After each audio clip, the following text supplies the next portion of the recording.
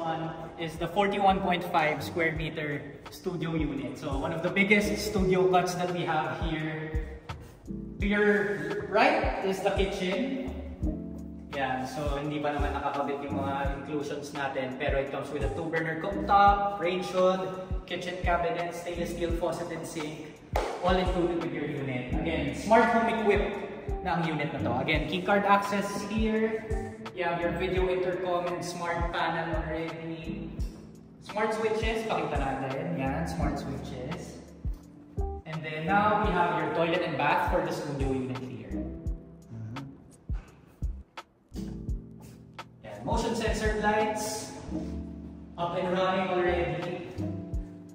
So stress ko lang yung what's nice about this unit, no? Yung kitchen natin, aside from it being just a studio unit, yung kitchen natin is still compartmentalized. So it doesn't take up so much space and may allocated space talaga for the kitchen. So ma-maximize natin yung living and dining area natin, which is this place.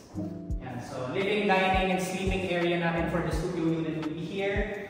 Kasama na ang modular cabinet with full-length mirror.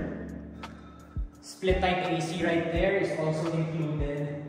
And this unit is facing north. So from the balcony, again, studio unit with balcony siya. So you're greeted by this view of the Ortigas skyline. I mean, look at that.